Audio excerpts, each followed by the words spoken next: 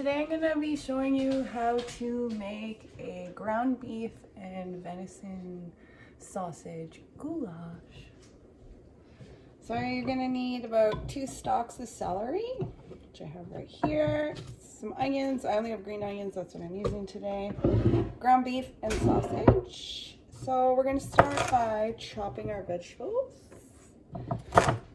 So as I said, I'm just using celery and onions for right now. You can add red pepper, green pepper, whichever you choose. This is all I have, so this is all we're using. I'm just going to put my celery in a bowl. My green onions don't really look that healthy, but we'll see which ones are good. These ones need to be peeled. All right. So, I'm going to get your onion. Put those over there. Just kind of chop those up.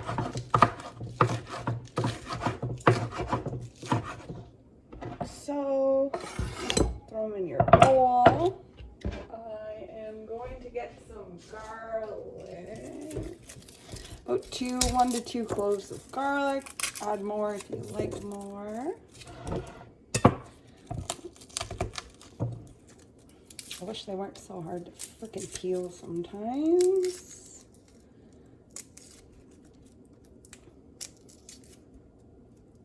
Like this time. I'm just going to peel her up. I got a big one, so I might actually only use 1 clove of garlic. Alright. Chop that up.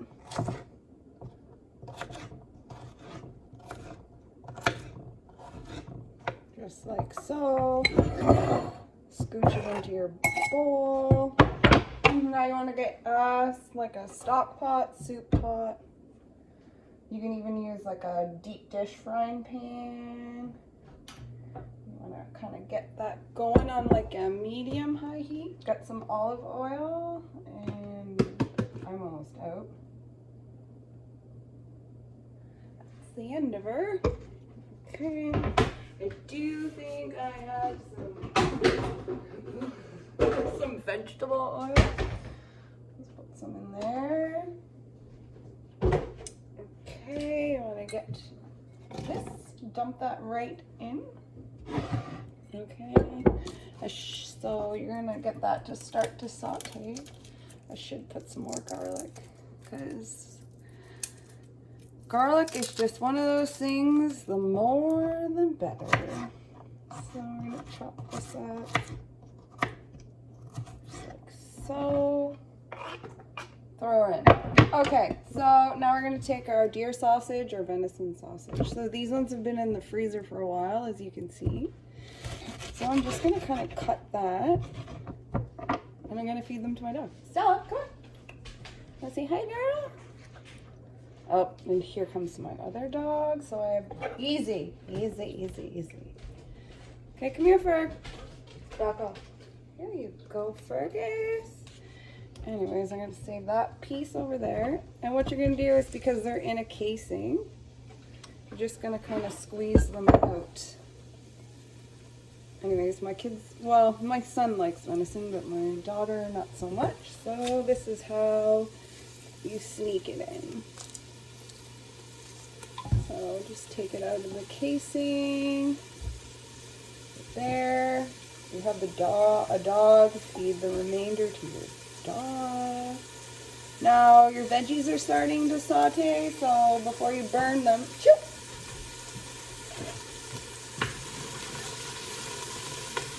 give it a little stir. Probably roll my sleeves up. So just keep twisting. I find if they're kind of frozen, it's easier to do, but to each our own. So take that, take your sausage, throw it in. Take your ground beef. You can use ground beef, ground chicken, ground pork. Throw that in. There's your hands because you're using cooking around meat. Set that aside.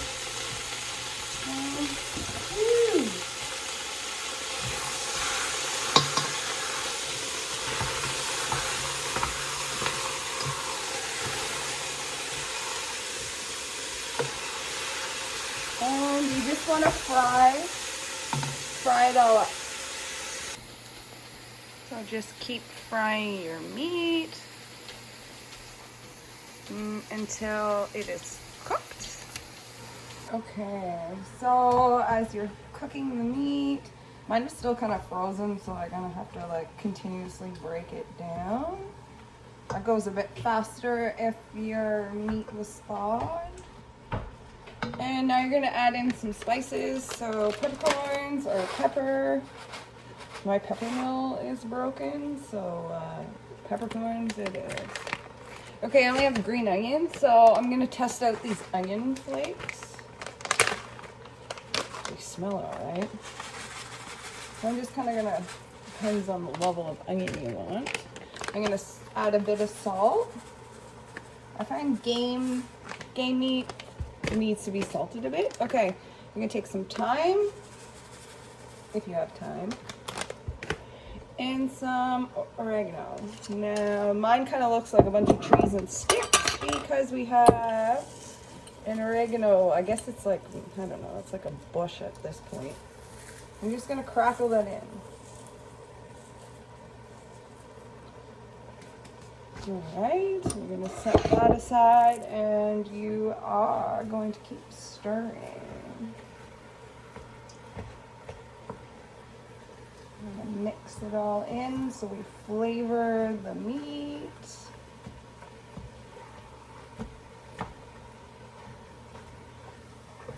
And once again, just keep going until your meat is cooked. Okay, so now that your meat is pretty much cooked down, you want to get yourself a can of diced tomatoes.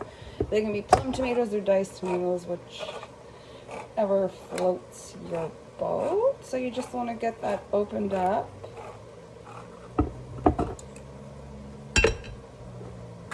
And toss it in. So you want to cook those tomatoes down, I don't know, I'd say about 5 to 10 minutes. So get it stirred. I also threw them in a bit early. My meat's not fully cooked. I also don't drain the meat because that's where the flavor comes from, but it's up to you if you would rather drain the fat from the beef out. Go ahead. I do strongly believe that that's why it tastes so good, is because you're leaving all the fat and the juices in there. So you want to let that cook down for about 5 minutes. Okay, so this is it cooking down. Okay, so I've cooked that down for a few minutes and now I'm gonna add in my sauce. You can just use any pasta sauce that's your favorite. This is spaghetti sauce that we had made from tomatoes that I wish I could say were from my garden, but they're not.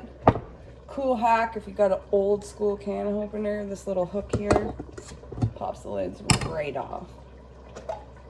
Okay, it's still frozen. Hopefully it comes out. There. Now you want to let that cook for a few minutes.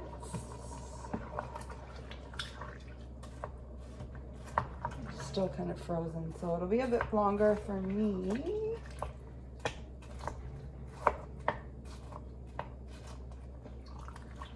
Stir that in, let that cook. We want our veggies to cook. Add in the flavor to all our sauce. Okay, so now that our sauce is simmering, I've also moved my pot to a different element because I'm old and I don't like that one. So I moved it over here because that's what I like. Anyway, so we're letting this simmer. I'm gonna add a bit of garlic powder just to spice it up a bit. And now we're gonna add in some tomato juice. I just need to find where I put the can opener. Right here. So basically you're gonna add in your tomato juice. So get your can. You don't need much, it's pretty much to your liking. The difference kind of between like spaghetti sauce and I guess goulash is the runniness of it. Ooh, hopefully this works.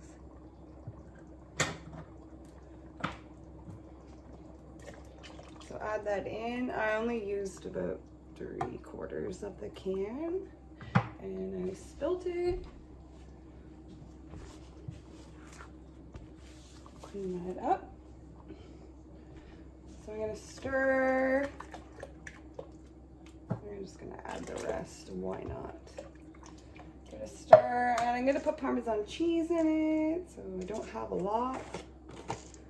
I'm gonna add that in. And give it a stir, and now you can start cooking your pasta. I'm also making rice with this because I'm gluten-free, and I don't think I have any pasta that's gluten-free left. So just kind of let it simmer for a bit longer while you get your pasta going. So here you can see it's looking a little goulashy. That's what you want, kind of like a runnier spaghetti sauce. And here you have it, venison beef goulash.